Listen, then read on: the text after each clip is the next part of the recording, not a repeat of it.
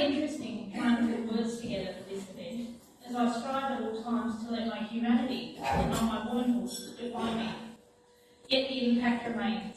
My intentions are rarely the first thing that people take note of. My identity is handed to me afresh at every encounter. I am a talented female photographer. I'm a lovely lady who volunteers. Within the world of photography, I've actually had online students exclaim surprise when they discover that the person that has been mentoring them is a woman. These interactions cause me to pull myself apart, to wonder what it is that I am. Am I an artist? Am I a photographer? Am I now a politician? Or am I a woman who has collected these skills and now wears them as a badge, elevated only slightly from a dancing bear or a chicken that can play the piano? I'll be honest, I'm tired right now. I stayed up late to work on these words. Before I could begin, the housework needed doing. Dinner needed cooking. I needed to prepare for the week ahead. My dog needed walking. The bins had to go out.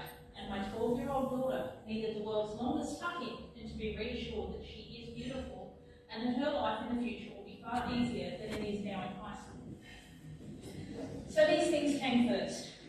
Before I could write, and to be honest, before I could really think, I can say hands on heart that I was looking after my family with 110% of my processing power.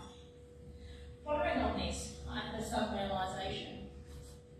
In a world that is moving ahead in great leaps and bounds, I am responsible for creating an overwhelming amount of bias against myself. There are choices I make on a daily basis that put my needs last. My family doesn't generally ask this of me. It is a choice I make. I enforce my own bias. This leads me to say, it is our responsibility as women, mothers and wives to break the patterns that have held us down for so long and forge a world in which children of all genders are valued for their compassion, integrity, intelligence and drive, where each human prioritises self-care and self-value. All my life, I've pushed to do what is right and what is needed. I have achieved many things. I have effected positive change and delivered real-world outcomes. In this single lifetime, I have transcended from having a voice that was barely tolerated to having a voice that is respected within my community and even celebrated within some groups. The boundaries for women that existed when I was a child have not merely shifted, they have begun to evaporate. The steadfast demand for equal rights has become a cacophony that reverberates throughout Australian society and much of the world. Our girls run farms, they are police, they are magistrates, they work frontline in construction and above and beyond as architects and as engineers. To many intents and purposes, we women have made it. And yet, when my gender is stated before my profession, I am offended. So why is this?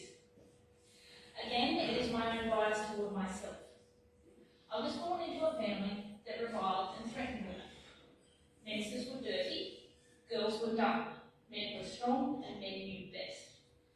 And these toxic theories were supported by women whose job it was to mentor and protect me. Breaking the bias is not just about men, their behaviours and assumptions. It is not just about equality of pay and the equal sharing of domestic duties. For me, it is about unravelling the threads that have been woven to allow myself to heal and to create my own determination of self. I stand before you today as living proof that our town and our valley is already making moves to break the bias. It is a fact of which I am exceedingly proud.